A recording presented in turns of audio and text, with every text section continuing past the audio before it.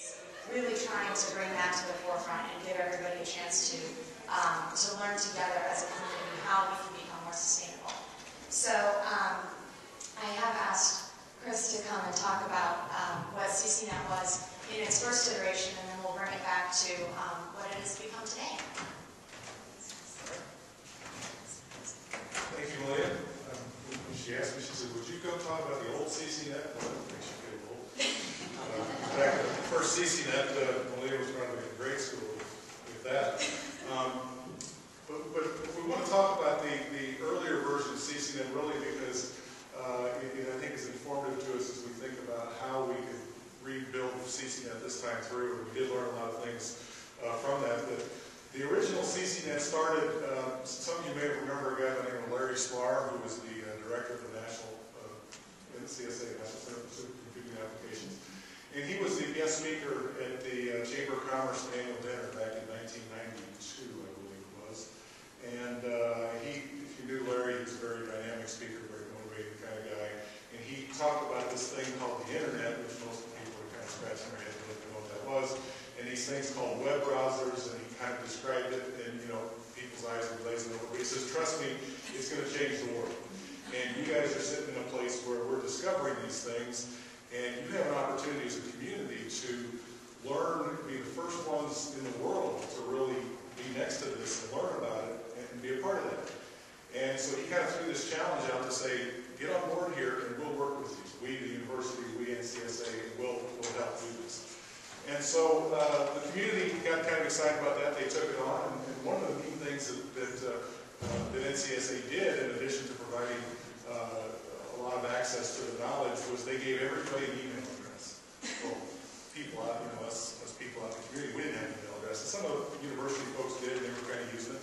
So all of a sudden we had it was like 150 people in the community who had email addresses, and we could set meetings up without even picking up the phone. And we thought we were pretty cool. We could do that. Now that's kind of a pain in the butt because you get yourself tied up in more meetings than you know you have to go to. But the point is that all of a sudden we were now connected, and we had people at NCSA, we had researchers who were going out and getting research grant dollars to watch us and how we adopted this technology. They'd come out and they'd bring us together and do focus groups and all that kind of thing. So all of a sudden there was this linkage in there. And so we put this CCNet together. The chamber actually was the main sponsor of this, and you can see the mission here to create a fully distributed electronic environment for Champaign County. So back then that meant getting things wired up. It seems like some things don't change. We're always wanting more, faster, better.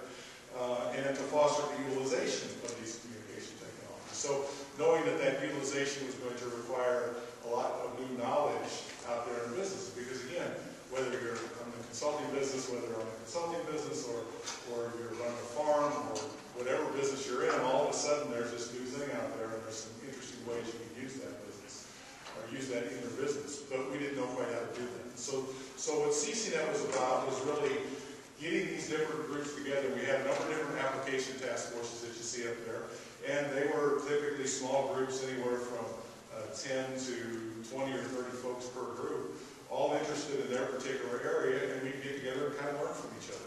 On each of those groups, there was a handful of people from the university who were there. They tended to be more the ahead of everybody else in terms of the technology, so they could kind of bring things, help us figure out how to use those dial-up connections and get things up and going and deal with all the challenges and issues there. But also in thinking strategically about how we can use these tools that would be available to us. So it was a very successful model that went on for a number of years, and a lot of great things came out of this. There were a number of people in these kinds of businesses, in these areas, who were going out there and starting to do speaking presentations within their industry and their areas, because they had kind of seen the light, if you will. They'd been exposed to this stuff, and they were the thought leaders in that. So I think it shined a nice light on Champaign-Urbana as a place where this was really taking place. So this model seemed to make sense as we think about sustainability and as a community adopting sustainability. And Dick is doing some wonderful things here on campus with sustainability, but that can't exist. We all know if you think about sustainability as an island, we need the whole community to be a part of it, and the whole county. It just keeps kind of getting bigger. So we're getting just started back up. We were having a conversation the other night at one of our CCNet meetings, and of course we're always dealing with that age-old question, well, really, what is sustainability? And it struck me, I said, well, you know what sustainability isn't, is it isn't sound bites. And more policy is being established through sound bites. All the decisions we're making is through sound bites. And that's kind of scary. And what CCNet is, I like to think of it as the anti-sound bite. It's an opportunity for us to get together, talk about these issues at a deeper level, and really learn more about it so that we can really understand what's going on. As we look back, some of the keys to success. That's our new soundbite for CCNet, by the way. Sustainability is not soundbites. Thanks, Chris. What were some of the keys to success of the past one? The task forces were formed in areas where there was an interest. You know, we didn't from the start say this is how it's going to look because this is what our community looks like. We let the interest of the participants drive where the task forces took place. So they had a natural energy about them and they kind of took place. The goal was not to find the answer and set policy. We were very careful about that because that immediately leads to polarizing discussions. We want open, free-flowing discussions and discovery. Therefore, we need to be careful not to let that happen. The product was knowledge, and that knowledge was useful to the participants. It was about helping them better understand how to use these technologies. And finally, everybody played nice. And I think that's kind of relates back to point number 2.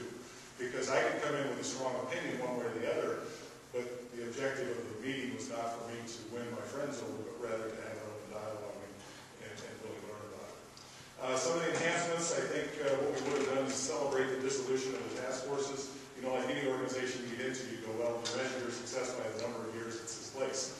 Well, there were some of these task forces that just kind of ran their natural course, and that's okay. We should have celebrated and said, great, we've accomplished what we need to accomplish. It was a good run. We did that. Let's go forward. And then the second was to suggestion for enhancements is to allow for the organic formation of new task forces. So as new things came up, task forces split off or whatever, that could be taking place. So that I think kind of leads back